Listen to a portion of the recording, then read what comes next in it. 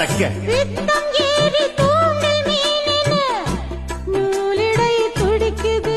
இது எப்படி இருக்கு? சுகமான கட்டில் நாடகம் நீயும் நானும் ஆடலாம்.